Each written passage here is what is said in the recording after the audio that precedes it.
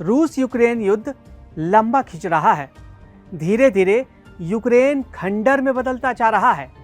America और यूरोपीय देशों की मदद से यूक्रेन को मिल रही है बड़ी सफलता, लेकिन यूक्रेन को लगातार हथियारों की जरूरत है।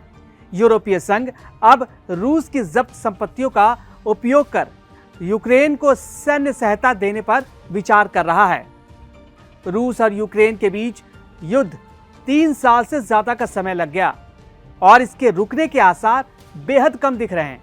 वार्ता की तमाम कोशिशों के बीच अमेरिका की पश्चिमी देशों से यूक्रेन को लगातार हथियारों की खेप मिल रही है। वहीं रूस भी अपनी आक्रामकता बरकरार रखे हुए है। यूक्रेन को रूस के खिलाफ यूरोपीय देश और अमेरिका लगातार सहयोग कर रहे हैं और इस सहयोग का जो खर्च है वो भी रूस उठा रहा है। इसमें हैरान होने की बात नहीं है। यूक्रेन को मिलने वाले ज्यादातर हथियार रूस के पैसे से आ रहे हैं, रूस के पैसे से ही खरीदे जा रहे हैं।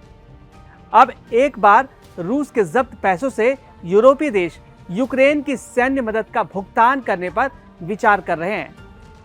एक रिपोर्ट के मुताबिक यूरोप यूक्रेन के लिए डोनाल्ड ट्रंप के 10 अरब डॉलर मतलब 7.4 अरब पाउंड के हथियार पैकेज के भुगतान के लिए जब्त रूसी संपत्तियों का इस्तेमाल करने की संभावना तलाश रही है।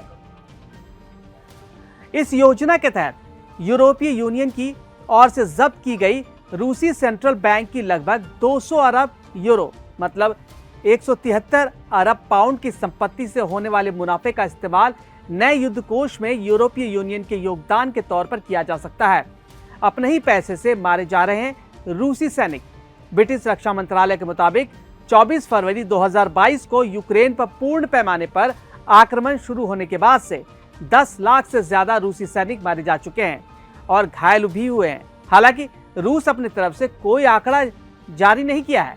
अमेरिका ने युद्ध की शुरुआत में जब्त की गई रूसी केंद्रीय बैंक की संपत्तियों को दंड के रूप में इस्तेमाल करने की बहुत पहले ही सहमति दे दी थी। आपको बता दें कि यूरोप में रूस के करीब 245 अरब डॉलर जमा है। पहले यूक्रेन की मदद के लिए रूसी संपत्तियों पर सिर्फ ब्याज का इस्तेमाल किया जा रहा था, जिससे पिछले साल जुलाई में 1.75 अरब डॉलर का भुगतान किया गया था। अब फ्रीज हुए पूरे फंड से भुगतान पर विचार किया जा रहा है। मतलब रूस का जितना भी पैसा वहां जमा है वो सब अब यूक्रेन के एवज में यूरोपीय देश लेंगे। जो भी हथियार वो दे रहे हैं वो वहीं से इकट्ठा करेंगे, जिस पर फ्रांस, जर्मनी और बेल्जियम चिंतित हैं कि ऐसा करने से देशों को यूरो में विश्वास कम हो सकता है और रिजर्व कम हो सकते हैं। सहमति के बाद कर दिया जाएगा फंड रिलीज।